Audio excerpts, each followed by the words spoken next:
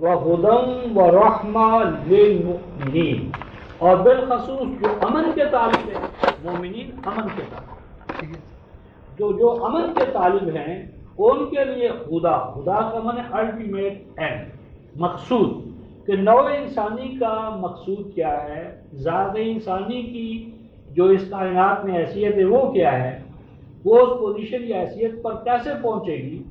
تو یہ ہدایہ ہے نصب العین، کہ نصب العینی حوالے سے ذات انسانی کا مسئلہ ہو، جماعت انسانی کا مسئلہ ہو، کل نوع انسانی کا مسئلہ ہو، اس زمن میں جو گائیڈنس درکار ہے وہ قرآن پرووائڈ کرتا ہے. وہ رحمہ، اور ذات انسانی کی نشو و نما کے لیے جو سامان نشو و نما درکار ہے، جماعت انسانی کے لیے جو سامان نشو و نما درکار ہے، کل نوع انسانی کو مزید حسن و جمال سے آراستہ کرنے کے لیے جو سامان نشو و نما اس کے لیے اصول اور ضوابط ہے وہ بھی اس قرآن میں مہیا کر دیے گئے ہیں. قل بفضل اللہ وبرحمتہ، اس سے کہو کہ اس قرآن کا اترنا یا عطا کیا جانا یہ کسی فرد کی جدوجہد کا نتیجہ نہیں، یہ خالصتاً اللہ کا گریس، اس کا فضل ہے کہ اس نے تمہیں قرآن جیسا دستور حیات عطا کیا، اور یہ اسی کی رحمت ہے کہ اس نے تمہیں قرآن جیسا نسخہ شفا جو ہے وہ عطا کیا. یعنی اس میں کسی فرد کا کوئی کمال، رسول کی کوئی ریاضت، رسول کی کوئی جدوجہد یہ شامل نہیں، یہ خالصتاً اللہ تعالیٰ کا فضل اور اس کی رحمت ہے. اور یہی فضل اور رحمت جو ہے اب تا قیام قیامت انسانوں پر اور بالخصوص امت مسلمہ پر سایہ فضل رہے گی. تو آگے 24/10 میں، 24/14 میں، 14/20 میں، 24/20 میں اور 24/21 میں یہ 4 دفعہ اس فضل کے بارے میں اللہ نے یہ وعدہ کیا ہے کہ یہ آخر وقت تک تمہارا ساتھ دے گا. یعنی پہلی جو قومی دعوتیں آئیں اور چلی گئی وہ قومی دائرے میں تھی، اب یہ بین الاقوامی اور رہتی دنیا تک کا چونکہ فضل اللہ کا جو ہے وہ قرآن کی شکل میں ظاہر ہوا ہے، لہذا قرآن تابت رہنے والا ہے. فَبِذَلِكَ فَلْيَفْرَحُوا، فرمایا کہ انسانوں یہ جو اللہ کے خاص فضل اور اس کی رحمت کے حوالے سے جو قرآن تمہیں عطا ہوا ہے یہ تمہارے لیے جشن کی بات ہے، خوشی کی بات ہے، اس پہ خوش ہو. یہ فتح اور کامرانی کا گویا کہ جو راستہ تمہیں قرآن کی شکل میں ملا ہے اس پر تم خوشیاں مناؤ. اور خوشی کا پہلو یہ ہے کہ هو خیر مما یجمعون، دنیا جہان کے خزانے اگر تم جمع کر لیتے تو قرآن جیسی تعلیم، قرآن جیسی کتاب تم پیدا نہ کر سکتے. دنیا جہان کی دولتیں ایک طرف اور قرآن دوسرے پلڑے میں، تو قرآن کا پلڑا جھکا ہوا ہے، اس میں تمہاری ذات کے لیے اختیار، خود مختاری، آزادی، ذات انسانی کا استقلال، اس کی ڈگنیٹی. تو مال اور دولت سے تو ذات انسانی اور زیادہ مقید ہے کیونکہ وہ تو حیوانی حوالے سے ہے. تو قرآن جو ہے وہ اپنی تعلیمات کے ذریعے تمہاری ذات کو ایکسپینڈ کرتا ہے، توسیع کرتا ہے، کل کے کل نوع انسانی کو فتح و کامرانی کے نئے نئے حقائق اور راز جو اس سے ہمکنار کرتا ہے. تو جس وقت تک رفقائے محترم مسلمانوں نے یہ سمجھا کہ ہماری تمام دولتوں سے بڑھ کر دولت قرآن کی، تو وہ دنیا کے امام رہے. اور جب اس قرآن کی دولت کی ناقدری ہوئی تو مسلمان یعنی سریا سے سراپر گرا دیے گئے اور آج تک اسی حالت میں. فرمایا قل ارأیتم ما انزل اللہ لکم من رزق فجعلتم منہ حراما وحلالا. تو اس وقت تو یہ رفقا محترم اس وقت کے کفار کے حوالے سے تھا. قل ان سے پوچھو کہ وہ چیز کیا غور کیا ہے تم نے کبھی، کیا دیکھا ہے تم نے کبھی اس چیز کے بارے میں کہ جسے نازل کیا ہے اللہ تعالیٰ نے تمہارے لیے رزق کے طور پر. یہ رزق ایک تو خارجی کائنات کے حوالے سے رفقا محترم اور ایک قرآن کے حوالے سے. کیا لوگوں کبھی تم نے غور کیا اس بات پر کہ وہ رزق قرآن، ہدایت قرآنیہ کہ جو اللہ تعالیٰ نے اپنے خالص فضل اور رحمت سے تمہیں عطا کی ہے، اس کے بارے میں کبھی غور کیا کہ تمہارا رویہ، تمہارا ایٹیٹیوڈ اس کے بارے میں کیا ہے؟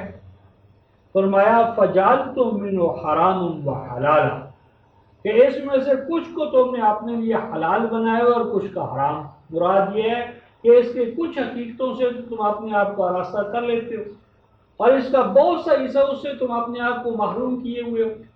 بس جس طرح یعنی اس کے پوجا پاٹ کی چیزیں تو تم نے لے لی ہیں اور آزادی، تمکن اور استقلال کے حوالے سے علام بننے کے جو تمہیں نظام حیات عطا کیا گیا ہے اس سے تم نے اپنے آپ کو محروم کر لیے. یعنی اس میں سے بعض چیزیں جزوی حوالے سے تم لے لیتے ہو اور جو عظیم حقائق ہیں ان سے تم اپنے آپ کو محروم کیے ہوئے ہو. قل اللہ اذن لکم ام علی اللہ تفرون، فرمایا ان سے پوچھو کہ یہ جو اللہ کی کتاب میں لینے کا اور بعض سے محروم کرنے کا فیصلہ تم نے کیا ہے، کیا تمہیں اللہ نے اس کی اجازت دی ہے یا خود تم اللہ کے اوپر یہ جھوٹا افترا باندھ رہے ہو؟ تو اس کا ذکر پہلے آ چکا ہے 285 میں کہ اگر کوئی قوم اللہ کی نازل کردہ کتاب میں بعض پر عمل کرے اور بعض پر عمل نہ کرے تو وہ حیات دنیا میں ذلیل و رسوا ہوتی ہے. اور ویسے بھی دیکھنے رفقان محترم کہ جو اجزاء کا جو نتیجہ ہوتا ہے یا اثر ہوتا ہے، جو ان ٹوٹیلٹی ان کو لینے کا اثر ہوتا ہے، یہ الگ الگ ہوتا ہے. مثلا پانی، جہاں آکسیجن اور ہائیڈروجن کو اگر آپ مرکب بنائیں تو اس کا خاصہ اور ہے، اور اگر آکسیجن کو اور ہائیڈروجن کو الگ الگ کر دیں تو اس کا خاصہ اور ہے. تو اس کا مطلب یہ ہوا کہ ان ٹوٹیلٹی قرآن کو لینے کے نتائج و ثمرات اور ہیں، اور ان پارٹس ان کو لے لو تو اس کے نتائج و ثمرات اور ہوں گے. تو حقائق ہمیشہ ان ٹوٹیلٹی ہوتے ہیں. اگر ایک گاڑی کا نظام جو اس کو ہم پارٹس میں لے لیں تو انجن کتنا قیمتی ہے، لیکن اگر وہ ان ٹوٹیلٹی نہیں ہے تو اس کی کوئی قیمت نہیں ہے. لیکن اگر وہ ایک وحدت کے طور پر ہے تو ٹائر، ٹیوب، اور وہ ٹائر ٹیوب میں چھوٹا سا جو وال ہوتا ہے ہوا کو روکنے والے، اس کی بھی قیمت اتنی ہے جتنی انجن کی چلتا ہوا نظام. تو فرمایا کہ کیا اللہ نے تمہیں اس عمل کی اجازت دی تھی کہ اس کے نظام کو ان پارٹس تقسیم کر لو اور بعض کو عمل کا موضوع بناؤ اور بعضوں سے حقائق سے اپنے آپ کو محروم کرو؟ فرمایا ان کو کہہ دو وما ظن الذین یفترون علی اللہ الکذب، فرمایا کہ کیا گمان ہے ان کا کہ جو جھوٹ گھڑ رہے ہیں اللہ پر اس طرح کا کہ وہ اس کے نظام کو، دین کو مذہب میں تقسیم کر کے مذہب پر کی سطح پر لا کر بعض سے عمل اور بعضوں سے محرومیاں.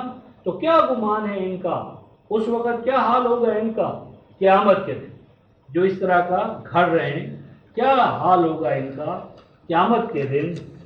وَإِنَّ اللَّهَ لَذُو فَضْلٍ عَلَى النَّاسِ، اگر اللہ چاہتا تو ان انسانوں کو فوراً گویا پکڑ لیتا، لیکن یہ اس کا قانون نہیں ہے. بے شک اللہ تو بڑا ہی فضل و کرم سے کام لینے والا ہے لوگوں کے لیے. یعنی اس نے مہلت کا ایک قانون ٹھہرایا، اگر مہلت کا قانون نہ ہوتا تو ان کو فوراً پکڑ لیا جاتا. وَلَٰكِنَّ أَكْثَرَهُمْ لَا يَشْكُرُونَ، فرمایا کہ لوگوں کی اکثریت اس قانون مہلت سے فائدہ اٹھانے کی بجائے اس کو ضائع کرتی ہے، عقارت کر دیتی ہے. تو قرآن نے یا اللہ تعالیٰ نے یہ قانون ٹھہرا کر نوع انسانی کو رحمت سے نوازنا چاہا، لیکن یہ بجائے اس کے کہ اس سے فائدہ اٹھاتے دوسری طرف چلے گئے. اب یہ تو وہ لوگ ہیں کہ جنہوں نے اللہ تعالیٰ کے رزق قرآن کو حصوں بخروں میں تقسیم کر لیا، بعضوں پہ عمل کیا، کثیر حصے سے ناشکری کا رویہ اختیار کیا. اب اس کے برعکس جو ایمان والے ہیں ان کا بیان شروع ہوتا ہے، یعنی محمد رسول اللہ والذین معہ، ان کا بیان شروع ہوتا ہے. وما تکون فی شأن، اور یہ اگر ادراک اس حقیقت کا رفتہ ہمیں ہو جائے تو یہ سب سے بڑی کامیابی ہے. یہ ادراک جو ان آیات میں آ رہا ہے اگر ہمارے اندر اتر جائے، یہ حقیقت ہمارے دل دماغ میں، قلب اور قالب میں، ذہن اور ضمیر میں، فرد و جماعت میں اتر جائے تو اس سے بڑھ کر کوئی کامیابی نہیں.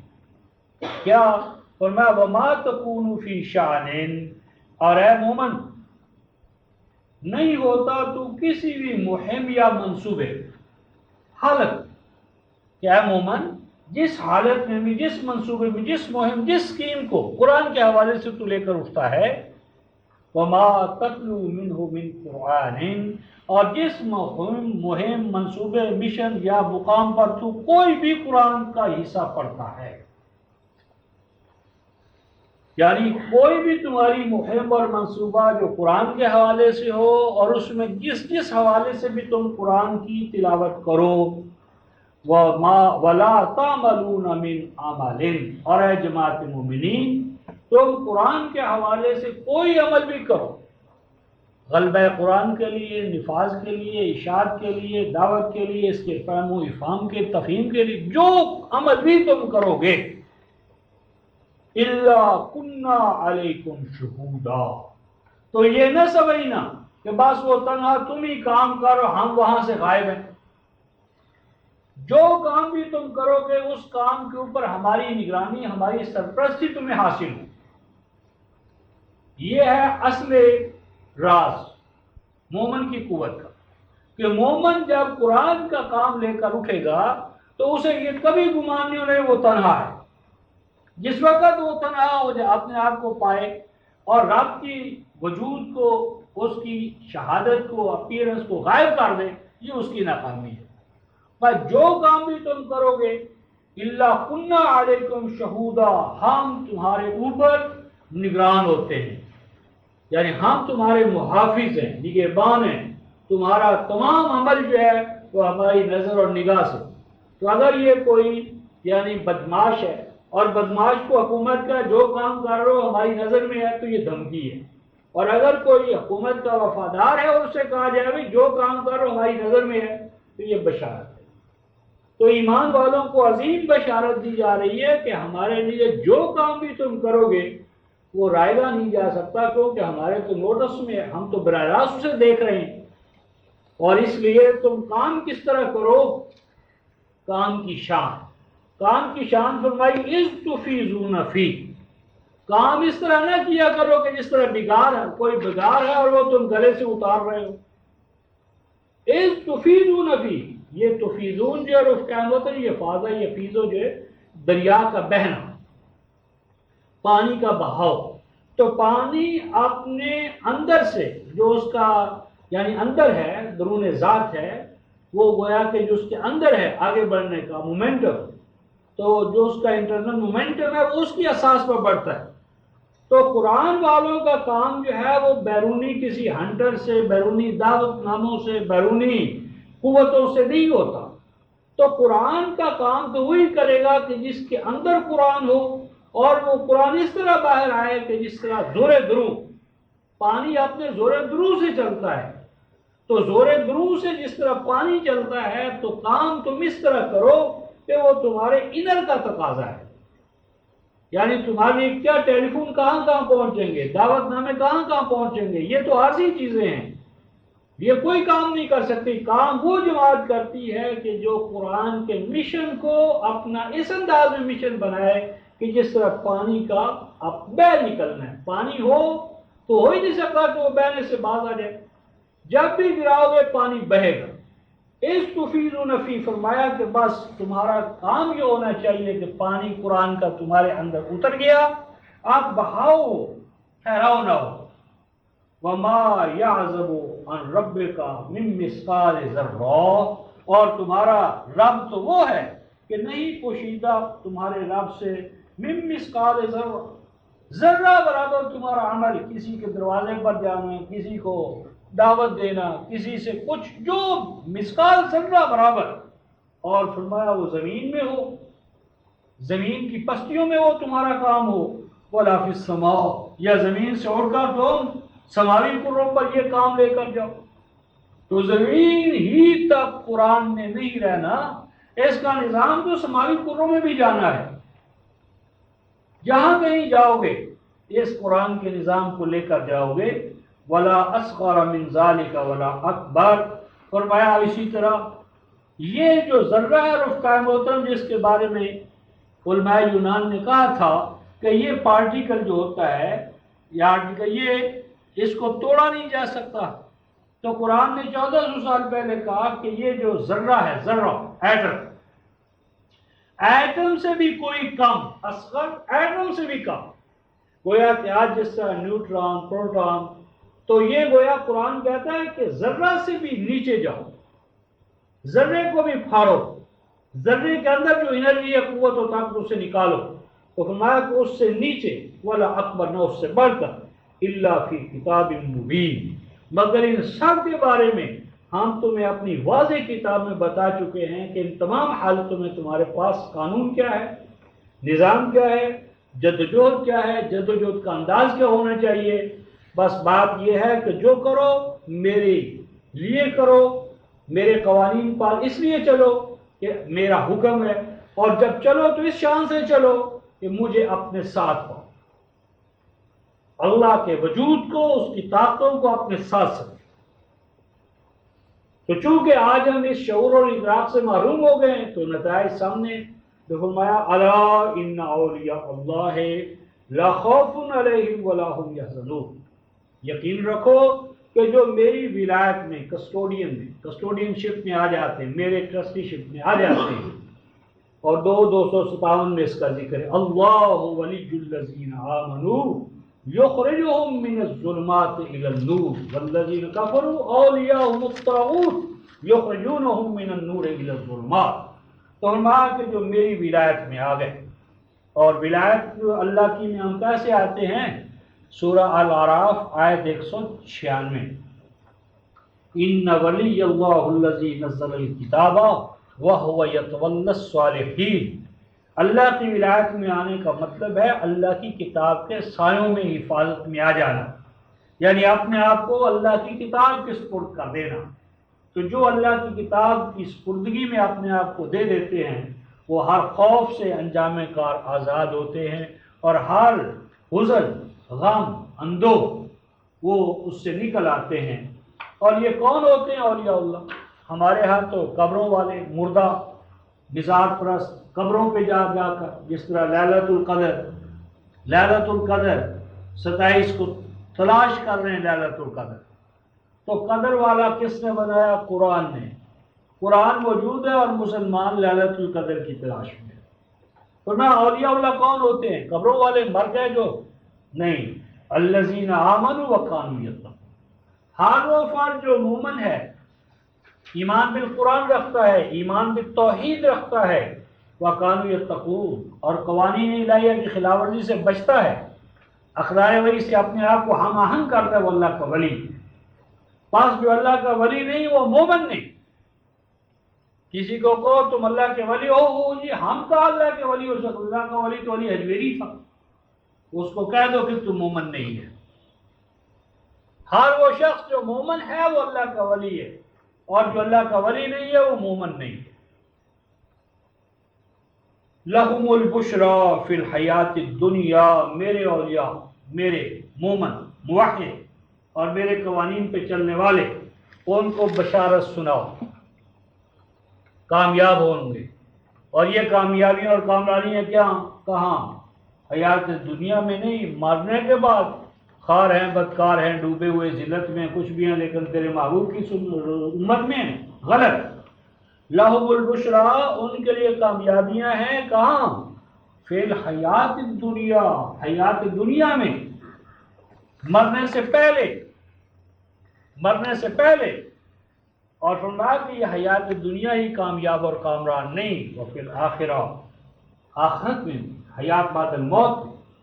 اور جس طرح میں نے عرض کیا، الحیات الدنیا جسم انسانی، جسم انسانی کے تقاضے بھی اقدار وحی سے پورے ہوں گے، اور ذات انسانی کی نشو و نما، آئی ایمنیس، وہ بھی۔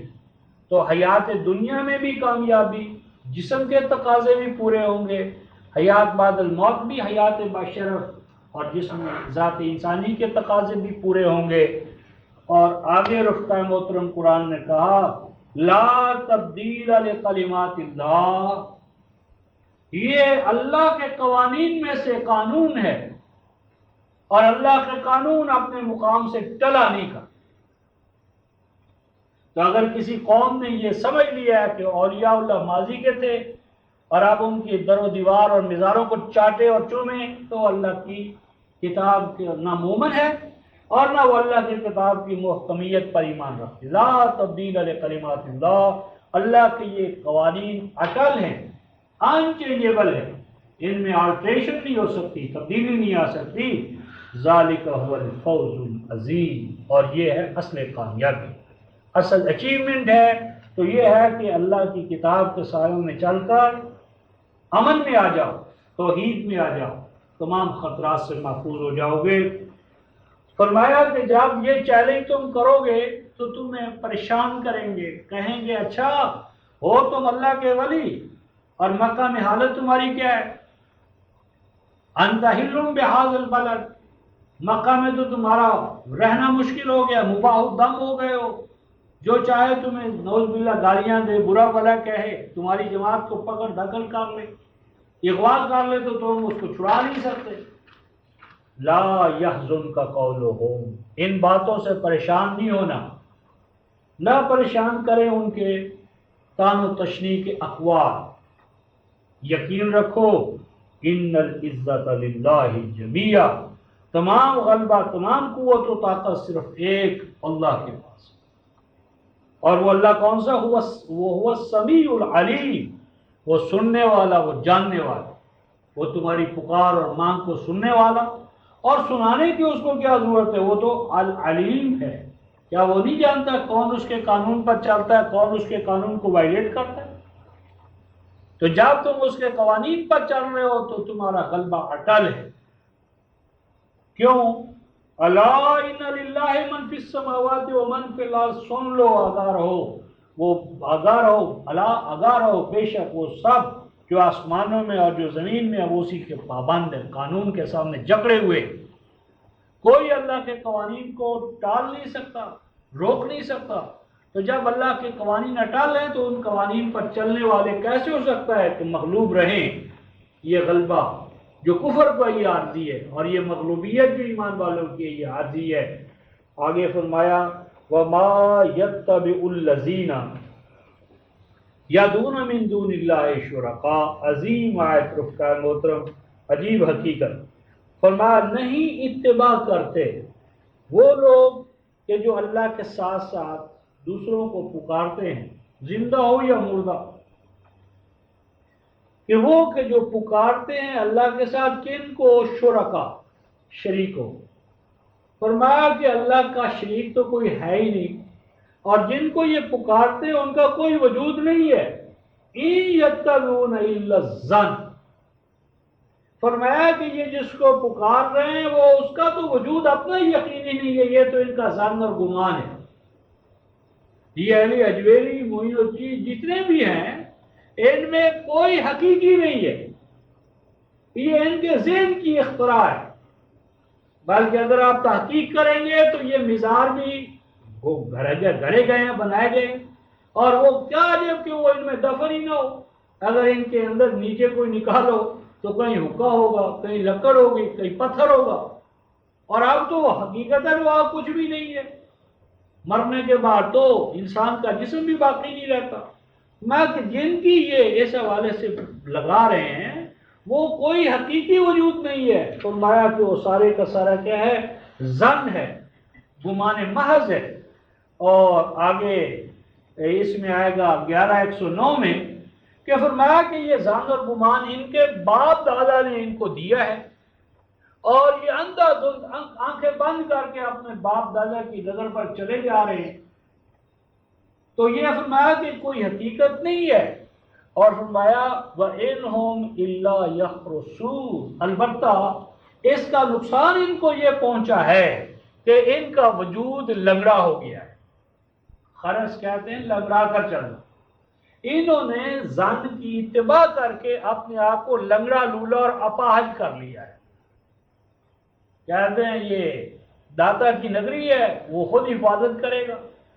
تو کیا معین الدین نے اپنی اس کی تھی، نظام الدین اولیاء نے کی؟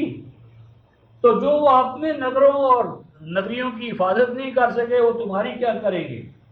تو جو آنی فانی عاجز و ناتواں اس کا سہارا لینے والے، انہم الا یخرصون، فرمایا کہ وہ تو لنگڑے رہیں گے، مفلوج رہیں گے، ڈیپینڈنس، محتاج رہیں گے، اور محتاج بھی ان کے جن کو یہ کافر اور مشرک کہتے ہیں۔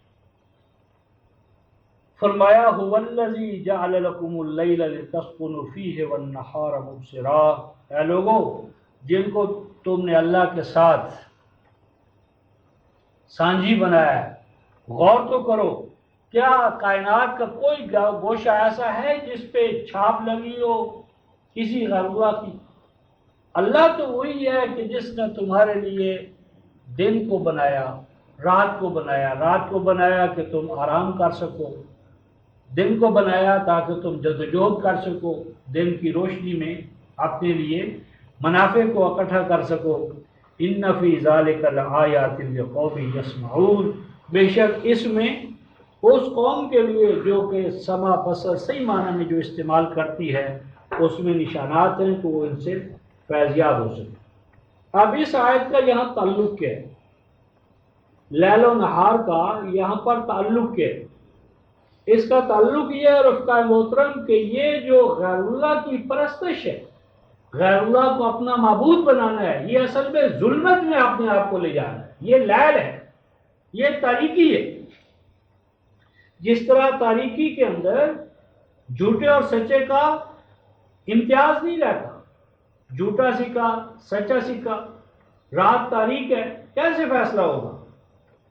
تو غیر اللہ کو ماننے سے انسان اپنے آپ کو رات کی تاریکی میں دے دیتا ہے، اور اللہ کو ماننا، اس کے قانون اور نظام حیات کو ماننا اس طرح جس طرح دن کے اجالے میں چلتا ہے۔ تو یہاں لیل اور نہار کا تعلق انسان کی توحید، اللہ کی توحید کو قبول کرنا، یہ گویا دن کے اجالے میں سورج کی روشنی کی طرح یہ اس سے واضح تر حقیقت ہے، اور شرک جو ہے یہ خالصتاً لیلیت ہے، ظلمت ہے، تاریکی ہے۔ اور فرمایا مزید برآں یہ قال اتخذ اللہ ولدا، یہ جو غیر اللہ کو ماننے والے ہیں انہی کا بیان اب اس حوالے سے، اور وہ کہا انہوں نے، یہ کہتے ہیں وہ کہ دیکھو اللہ نے فلاں کو اپنے لیے بیٹا بنا لیا، اڈاپٹڈ سن ہے۔ ہر قوم نے، ہر امت نے اپنے نبی کو اللہ کا بیٹا بنایا، اڈاپٹڈ سن بنایا، اور بعضوں نے بیگاٹن کے معنی میں ریئل سینس میں لے لیا۔ قرآن نے کہا سبحان، پہلی بات تو یہ ہے کہ وہ اللہ جو کسی بیٹے کا محتاج ہے وہ خود محتاج ہے، اور جو محتاج ہے کسی سہارے کا وہ اللہ کیا ہوا؟ تو اللہ تو الحی القیوم ہے، اور جو محتاج ہے کسی سہارے کا، خواہ وہ بیٹے کا سہارا کیوں، وہ عاجز و ناتواں ہے، وہ الہ نہیں ہو سکتا۔ نمبر دو، هو الغنی، اللہ تو وہ ہوگا کہ جو اپنی ذات میں خود مکتفی ہو، اور جب وہ کسی بیٹے کا ہوگا تو اس کا اپنا جو پارٹ اینڈ پارسل ہے اس سے جدا ہوگا، تو اس کا اپنا کل جو ہے وہ اجزاء میں تقسیم ہو گیا۔ تو گویا کہ اللہ جو ہے اگر اجزاء میں بیٹے کی شکل میں وہ ہو جائے تو اس کی غنائے ذاتی جو ہے وہ ختم ہو گئی۔ نمبر 3 فرمایا لہو ما فی السماوات و ما فی الارض، زمین و آسمان کا واحد مالک اللہ ہے، اگر بیٹا بھی اس کا ہوگا تو دو مالک ہو جائیں گے۔ اللہ کا جو واحد مالک ہونا ہے وہ ختم ہو جائے گا۔ فرمایا ان عندکم من سلطان بہذا، یہ جو تم کہتے ہو کہ فلاں اللہ کا بیٹا ہے، تو کیا ہے تمہارے پاس اس حوالے سے کوئی واضح اتھارٹی، کوئی سند؟ اتقولون علی اللہ ما لا تعلمون، یا تم اللہ کے کھاتے میں وہ چیزیں کہہ رہے ہو جو ان سائنٹیفک ہیں، غیر حقیقی ہیں، ظن ہے، گمان ہے، قصہ ہے، روایت ہے، کہانی ہے۔ خود وہ کہ جن کو تم کہتے ہو کہ وہ اللہ کا بیٹا ہے، کیا خود اس نے بھی کہا ہے اس معنی میں جس معنی میں تم کہہ رہے ہو؟ پھر فرمایا قل ان الذین یفترون علی اللہ الکذب لا یفلحون، فرمایا اعلان کر دو کہ بے شک وہ قومیں کہ جو امتیں جو اللہ کے بارے میں یہ کہیں گی کہ فلاں اس کا بیٹا ہے، فلاں اس کی بیٹی ہے، ایسی قومیں جب تک یہ جھوٹ گھڑیں گی اور اس جھوٹ پر چلیں گی ان کے لیے فلاح نہیں۔ یورپ کو دیکھ لو، جس وقت تک انہوں نے ان عقائد کی ظلمت سے اپنے آپ کو رکھا ہے مقید، تو کیا ان کا حال تھا؟ اور جب رینیسانس میں اس گویا کے مذہب کے پورے اس کو الگ تھلگ کر دیا ہے اور گویا کہ علم کائنات سے اپنے آپ کو مسلح کیا، راستہ کیا، تو دوسرا دور آ گیا۔ تو ایسی قومیں جو مفتری اور کذاب ہوں وہ کبھی فلاح یافتہ نہیں ہوتی۔ آگے فرمایا متاع فی الدنیا، لیکن جہاں تک طبی زندگی کا تعلق ہے، طبی زندگی کا تعلق ہے، اس کا طبی قوانین سے تعلق ہے، تو طبی قوانین کے تحت جتنا کچھ وہ جدوجہد عمل کرتی ہیں وہ تو ان کو مل جاتا ہے۔ اس کا مطلب یہ ہوا کہ ذات انسانی کی نشو و نما اس اصول پر نہیں ہو سکتی کہ فلاں بیٹا ہے، کیونکہ اگر وہ ہوگا تو پھر تو ڈیگریڈ ہو گئے، وہ اپنے آپ کو، اپنی ذاتی کو ڈیگریڈ کریں گے، اپنے جیسے انسان کو اپنے سے سپیریئر بنائیں گے۔ تو نہ کہ متاع حیات دنیا تو طبی قوانین کے تحت ہے، ثم الینا مرجعہم، پھر ان سب کا لوٹنا ہمارے قانون اختراع کرنے والے، جھوٹ کرنے والے اور اس طرح اللہ تعالیٰ کے مواخذے سے اپنے آپ کو بیان سمجھنے والے ہیں۔ اب اس کا تاریخی حوالے سے بیان شروع ہوتا ہے اور اس میں سیدنا نوح علیہ السلام سے گفتگو کا آغاز ہوتا ہے۔ وَاتْلُ عَلَيْهِمْ نَبَأَ نُوح، فرمایا بیان کیجئے، سامنے لائیے ان کے نوح علیہ السلام کی نبا۔ تو نبا کے بارے میں نے پہلے عرض کیا کہ نبا وہ چیز ہو، وہ خبر ہوتی ہے کہ جس کو دی جائے اس میں اس کا بھلا ہو، اس کے لیے خوشخبری ہو۔ تو اللہ تعالیٰ نے انبیاء کی انباء ہمیں عطا کی، انباء۔ اس میں نقطہ یہ ہے کہ جو واقعات بھی قرآن میں انبیاء ما سبق کے حوالے سے بیان ہوئے ہیں وہ رفقا تو آپ کی اور میری ضرورت ہے۔ اس لیے ان تمام واقعات کو ہم نے اپنے حوالے سے لینا ہے۔ یہ کوئی آپ بیتی ہے، جگ بیتی نہیں۔ جو کچھ انبیاء ما سبق کے ساتھ ہوا ہے وہ آپ کے اور ہمارے ساتھ ہونا ہے۔ یہ امت مسلمہ اور نوع انسانی کے تقاضوں کی تکمیل ہے ان واقعات میں۔ ان واقعات کو اپنے سے الگ تھلگ رکھنے والا ہی دراصل ناکام و نامراد ہے۔ قرآن نے اس کو نبا کہا ہے۔ نبا کا مطلب یہ ہے کہ اس میں تمہاری ذات کی تکمیل ہے، تمہارے جو امت کا جو مشن ہے، تمہاری امت کا مشن، اس میں اس کے لیے گائیڈنس ہے، رہنمائی ہے۔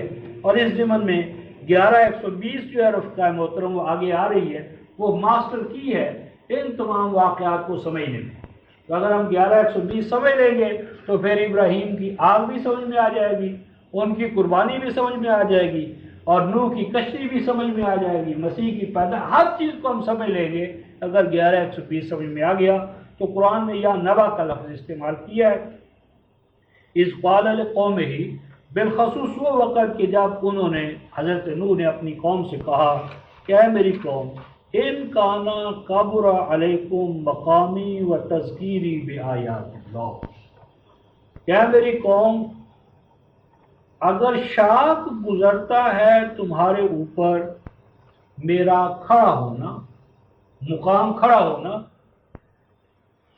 اور یہاں رفقائے محترم مقامی آیا ہے، مقامی نہیں آیا، مقام، میم کی پیش نہیں آئی، مقامی، مقام، میم کی زبر کے ساتھ ہے مقام، اس کا معنی ہے قیام کا، جگہ نہیں بلکہ سٹینڈ کرنا، کھڑا ہونا، موقف لینا۔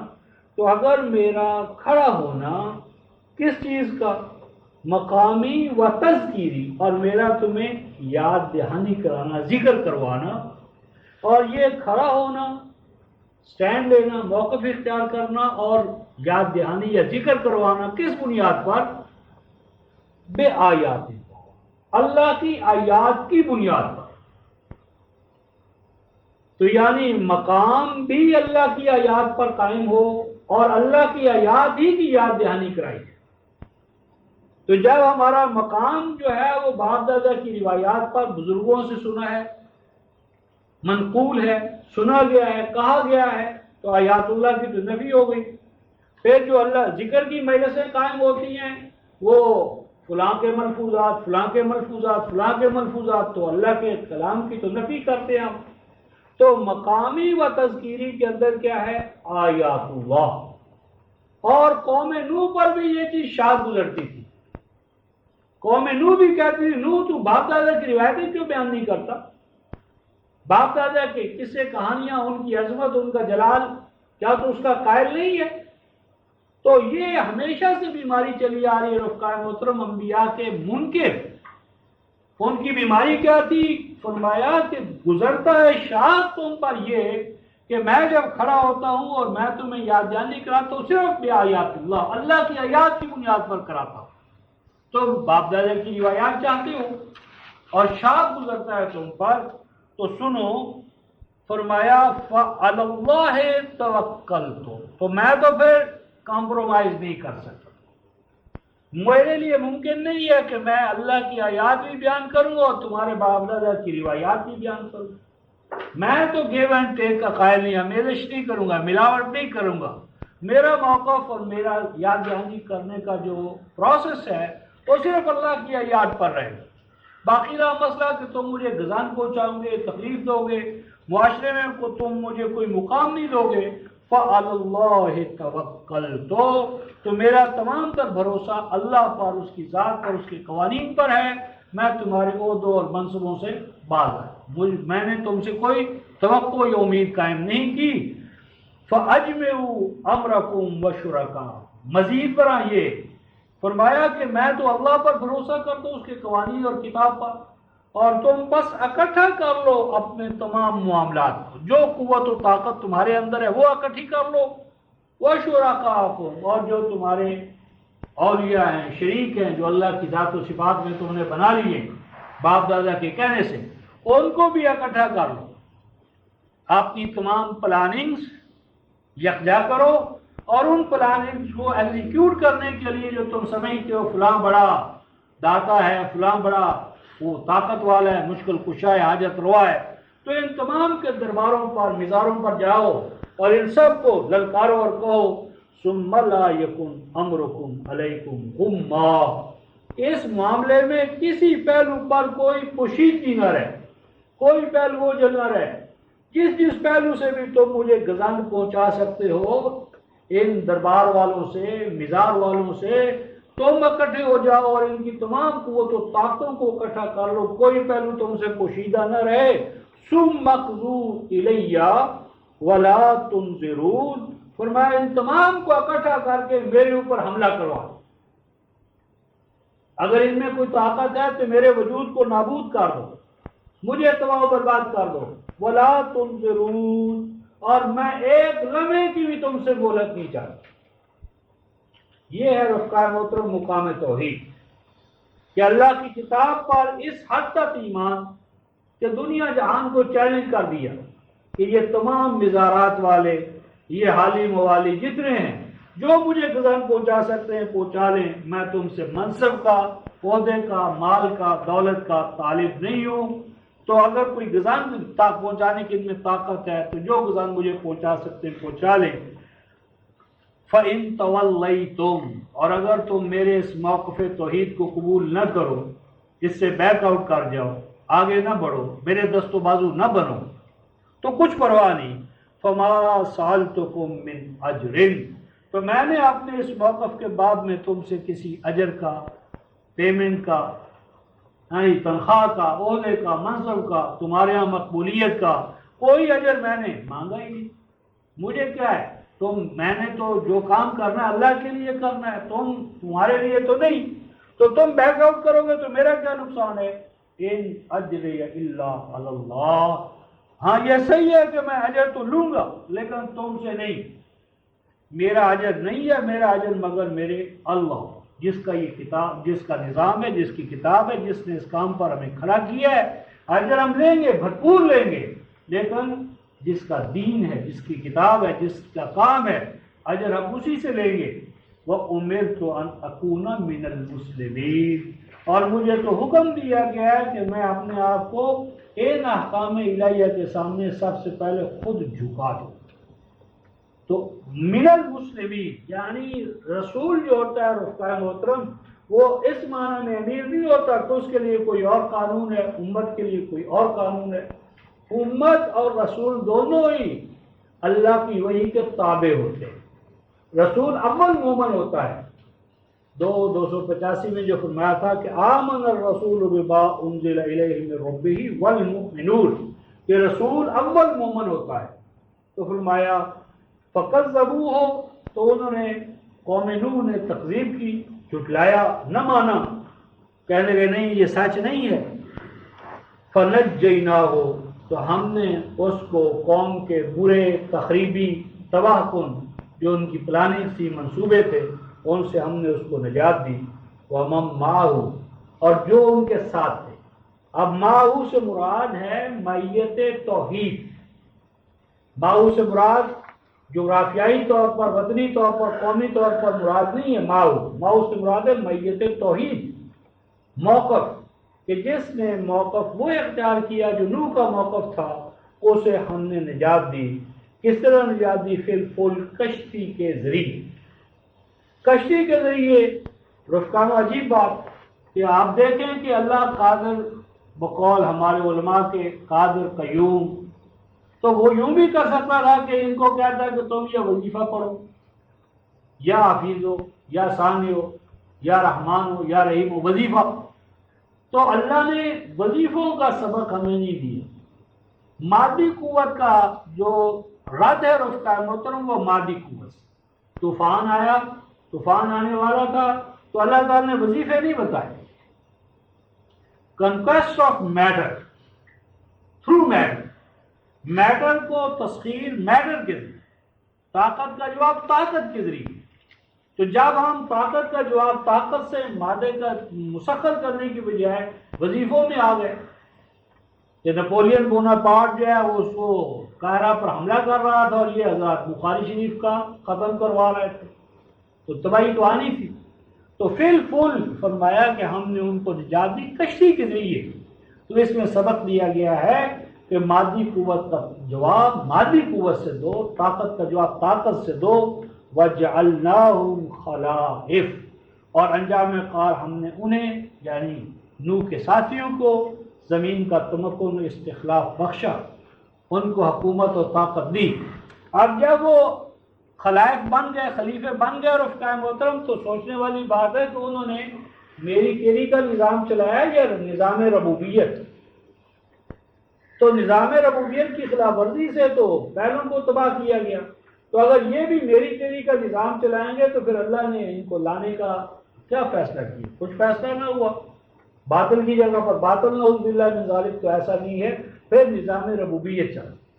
تو فرمایا وَأَغْرَقْنَا الَّذِينَ كَذَّبُوا بِآيَاتِنَا، اور غرق کر دیا ہم نے انہیں کہ جنہوں نے ہمارے احکام کا، قوانین کا، اقدار کا انکار کیا، تکذیب کی۔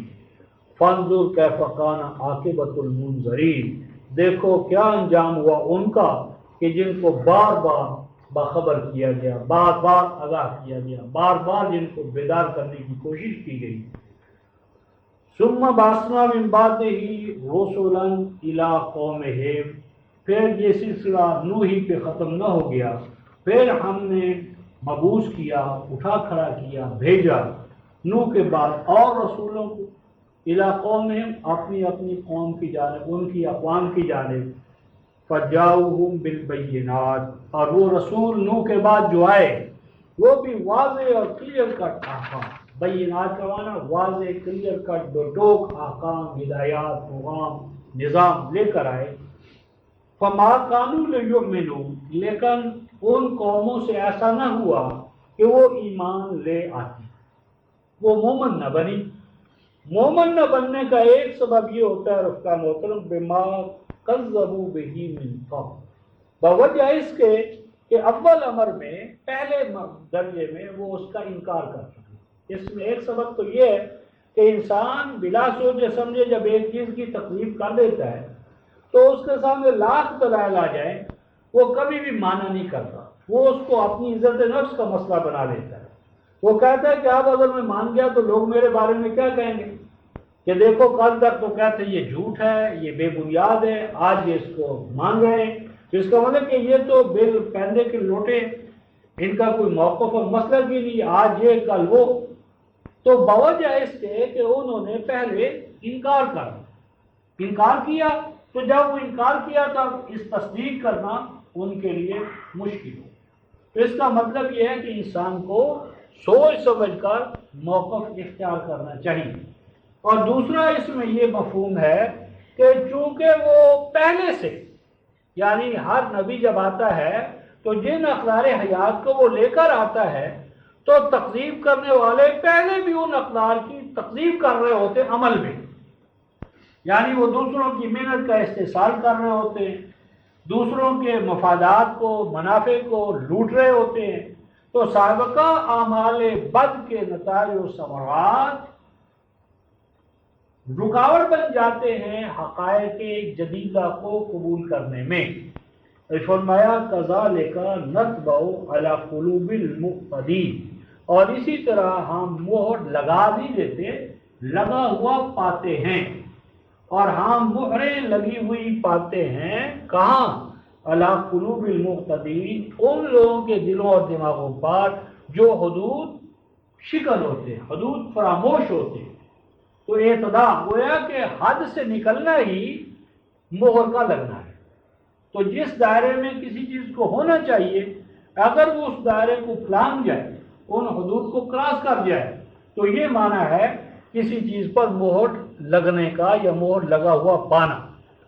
پھر فرمایا ثم بعثنا من بعدهم موسیٰ و ہارون، پھر ان انبیاء کے بعد ہم نے موسیٰ اور ہارون کو بھیجا فرعون کی جانب، وہ مالا ہی، اور ان افراد کی جانب جو فرعون کے دست و بازو تھے، لاؤ لشکر تھے، اس کی کیبنٹ، اس کی پارلیمنٹ، اور وہ کہ جن نے دوسروں کی جدوجہد سے اپنے گھروں کو بھر رکھا تھا، یعنی محنت کوئی کرتا تھا اور محنت کے نتائج و ثمرات ان کی جھولیوں میں آ گرتے تھے۔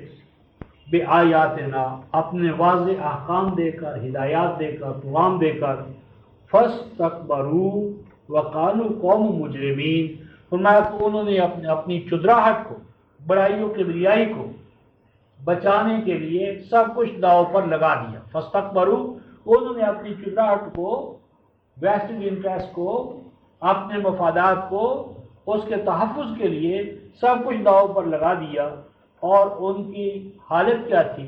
وَقَالُوا مُجْرِمِينَ، مجرم اجرم الثمر، حال جدوجہد کسی کی ہو اور اٹھا دوسرا لے جائے، یہ ہے مجرم۔ جرم کیا ہے؟ محنت کسی کی، جدوجہد کسی کی، اور نتیجہ اور ثمرہ کوئی اٹھا لے جائے۔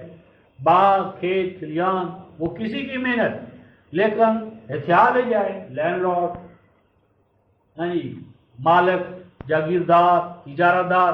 تو یہ تمام جو طبقات ہیں جو دوسروں کی محنت پر پلتے ہیں، دوسروں کی محنت کا استحصال کرتے ہیں، فرمایا کہ یہ فرعون، حامان اور قارون، تو یہ مجرم تھے، دوسروں کی جدوجہد پر پلنے والے، ان کو ہتھیانے والے جدوجہد۔ فلما جاءهم الحق من عندنا، جب ان کے پاس حقیقتیں آئیں، الحق حقیقتیں، واضح حقیقتیں، دو ٹوک پختہ اور پکی ہماری جانب سے، تو کہنے لگے کہ یہ جو کچھ قرآن یعنی جو کچھ یہ موسیٰ لے کر آیا ہے، بے شک یہ تو ہے جھوٹ واضح، یہ تو بے بنیاد بات ہے، یعنی یہ اللہ کی تقدیر ہے کہ ہم امیر بنائے گئے ہیں اور دوسرے غریب، تو یہ تو اللہ کے ٹھہرائے ہوئے، یعنی وہ تقدیر ہے کہ ہم امیر یہ غریب، ہم آقا یہ غلام۔ تو آج بھی ہمارے تقدیر پرست یہی کہتے ہیں کہ یہ تو لکھا ہوا ہے، اللہ کا تقدیرات ہے، اللہ کی مشیت ہے۔ 649 میں یہ ذکر گزر چکا ہے، اور آگے 36/47 میں آئے گا کہ وہ مشرکین مکہ اللہ کے منکر نہ تھے، وہ کہتے تھے کہ یہ غربت و عمارت اللہ نے لکھ دی ہے، تو جب وہ لکھ چکا ہے تو اس کے لکھے ہوئے کو ہم کیسے ٹال سکتے ہیں؟ تو ہمارے لیے اس نے عمارت لکھی ہے، ان کے لیے غربت، ہمارے لیے آقا ہونا لکھا ہے، ان کے لیے غلام اور محکوم ہونا۔ تو یہ واضح طور پر وہ گویا جھوٹ ہے، ایسا نہیں ہو سکتا، اللہ کا یہ نظام نہیں ہو سکتا۔ قال موسیٰ، تو موسیٰ نے ان کو جواباً کہا، اتقولون للحق لما جاءکم، کیا تم کہتے ہو حق کو، حقیقتوں کو کہ جب وہ تم تک پہنچائی گئی ہیں کہ یہ جھوٹ ہیں، اور تم دیکھو گے ولا یفلح الساحرون، جو جھوٹ کے لیے اٹھتے ہیں ان کے لیے تو فلاح نہیں ہے، کامیابی نہیں ہے، جھوٹ کی بنیاد پر کھیتیاں جو ہیں وہ پروان نہیں چڑھ سکتی۔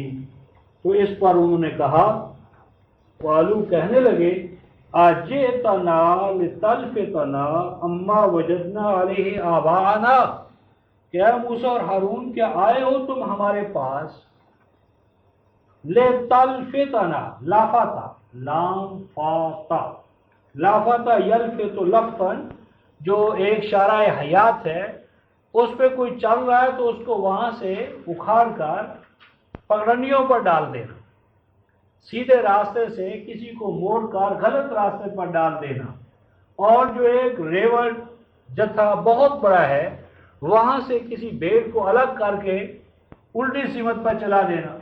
تو کہنے لگے کیا تم ہمارے پاس اس لیے آئے ہو کہ ہمیں اکھاڑ دو، ڈیویٹ کر دو، منحرف کر دو، رخ موڑ دو ہمارا ان حقائق سے، ان کہانیوں سے، قصوں سے کہ اما وجدنا علیہ آبانا، کہ جن پر ہم نے اپنے باپ دادا کو پایا ہے، مشائخ کو، اکابر کو۔ تو وہ چیزیں جو ہمارے پاس اجماع سے، تواتر سے، ہمارے مشائخ سے، اسلاف سے ہمارے پاس چلی آ رہی ہیں، ان سے تم ہمیں بگاڑنا چاہتے ہو، ہٹانا چاہتے ہو۔ اور آگے آئے گا سورہ طٰہٰ میں کہ یذھبا بطریقتکم المثلیٰ، کہ جو باپ دادا سے ہمارے پاس مثالی طریقت چلی آ رہی ہے باپ دادا سے، تو وہ مثالی طریقت 20/63 وہ جو تصوف ہے، طریقتکم المثلیٰ، ہمارے پاس جو مثالی اور آئیڈیل طریقت ہے اس کے جو اوراد ہیں، وظائف ہیں، اور جو باپ دادا کا ہمارے پاس طریقہ چلا رہا ہے، جو ہمارے علماء کا، خطباء کا جو سارا نظام ہے، وہ سب کا سب تم اس کو ڈیمالش کرنا چاہتے ہو، وظائف سے، اوراد سے، باپ دادا کے طریقے سے ہمیں ہٹانا چاہتے ہو۔ مزید برآں یہ وَتَكُونَ لَكُمُ الْكِبْرِيَاءُ فِي الْأَرْضِ، مزید برآں یہ کہ تم اپنی چدراہٹ قائم کرنا چاہتے ہو، اقتدار قائم کرنا چاہتے ہو، تم اپنے آپ کو قوت و طاقت کا مالک بنانا چاہتے ہو، حالانکہ خود ان کے پاس قوت و طاقت ہے تو اس پر کوئی اعتراض نہیں۔ یعنی خود فرعون کے پاس، حامان کے پاس، قارون کے پاس طاقت ہے، قوت ہے، لاؤ لشکر ہے، تو فرعون کے لیے جائز ہے، فرعون کے لیے قوت و طاقت جائز ہے، کبریائی جائز ہے، لیکن اللہ کے بندے موسیٰ کے لیے جائز ہے۔ ہمیشہ سے یہی طاقت والوں نے کیا ہے کہ جب کبھی اہل حق نے کہا کہ قرآن کو غالب کرو، کہتے ہیں یہ سیاست میں آ رہے ہیں، یہ تو سیاسی باتیں کرتے ہیں، اور خود سیاست دانوں کے لیے غلبہ ہو، تمکن و قوت و طاقت ہو تو شیر مادر کی طرح اس کو پیے جا رہے ہیں۔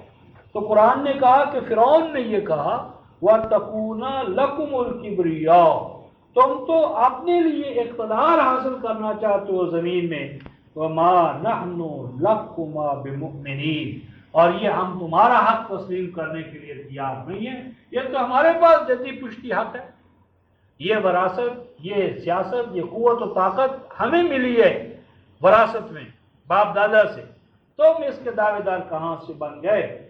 وقال فرعون، اور فرعون نے پھر آخر کار یوں کہا نؤتونی بکل ساحر علیم، کہ میرے پاس جادو بیان خطیب لاؤ، علماء لاؤ جو اس کا مقابلہ کریں۔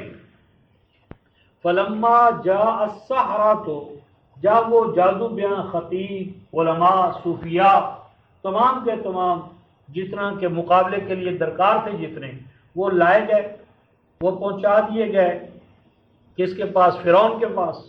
تو پہلے آ چکا ہے، آتے ہی انہوں نے کہا کیا ہمارے لیے کوئی بدلہ ہے، انعام ہے، ہمیں کیا ملے گا؟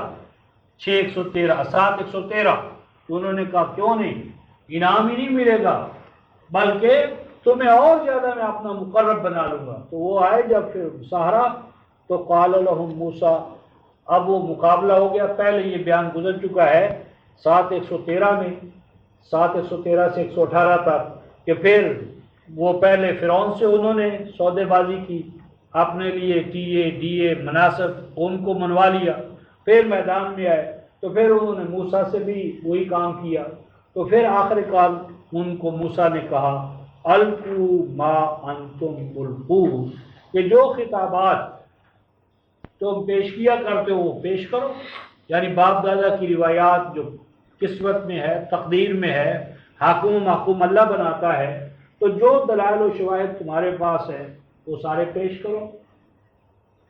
فلما القوا، جب وہ باپ دادا کی روایتیں، قصے، کہانیاں، دلائل جو کچھ تھے انہوں نے وہ پیش کر دیے، تو قال موسیٰ ما جئتم بہ السحر، تو فرمایا موسیٰ علیہ السلام نے کہ جو کچھ تم نے یہاں پیش کیا ہے یہ جھوٹ کے سوا کچھ نہیں، ان میں کوئی اللہ کا کلام نہیں ہے، اللہ کا علم اس میں ظاہر نہیں ہوا، یہ تو سارے کا سارا جھوٹ ہے، باپ دادا کی روایتیں ہیں۔ ان اللہ سیبطلہ، اور تم دیکھو گے کہ اللہ اپنے کلام کے ذریعے ان کا باطل ہونا، بیکار ہونا، ناکارہ ہونا، بے اصل ہونا، بے سند ہونا وہ اپنے کلام سے ظاہر کر دے گا۔ ان اللہ لا یصلح عمل المفسدین، بے شک اللہ مصلحین یعنی جو زمین میں فساد برپا کرنا چاہیں ان کے عمل کو کبھی بھی جائز صحیح قرار نہیں دیا کرتا۔ یہ جو رفقان محترم سارا ہے آگے وَيُحِقُّ الْحَقَّ بِكَلِمَاتِهِ، اور اللہ تو اپنے حق کا حق ہونا اپنے قوانین سے ظاہر کر دے گا، اللہ حق کا حق ہونا ظاہر کرے گا اپنے قوانین کے ذریعے، کلمات کے ذریعے۔ وَلَوْ كَرِهَ الْمُجْرِمُونَ، اگرچہ مجرم دوسروں کی منت پر پلنے والے اس کو کتنا ہی ناپسند کیوں نہ کرے۔ یہاں ہے کہ اللہ اپنے نظام ربوبیت کے دلائل و شواہد جو ہیں اس کو روز روشن کی طرح عیاں کرے گا، اور تمہارا یہ باطل طاغوتی نظام، میری تیری کا نظام، اس کو وہ جڑ بنیاد سے اکھاڑ پھینکے گا۔ اس ضمن میں چاہتا ہوں رفقان محترم کہ ایک حوالہ آپ کے سامنے لاؤں، سورہ طٰہٰ آیت نمبر 61۔ اس میں قرآن نے کہا ہے کہ موسیٰ نے وہاں خطاب کیا، موسیٰ نے خطاب کیا، اور اس خطاب کے یہ الفاظ غور طلب ہیں۔ قَالَ لَهُم مُوسیٰ، موسیٰ نے ان کو یوں کہا، سورہ طٰہٰ آیت نمبر 20ویں سورہ آیت نمبر 61 اور 62۔ قَالَ لَهُم مُوسیٰ، موسیٰ نے ان کو یوں کہا، وَيْلَكُمْ،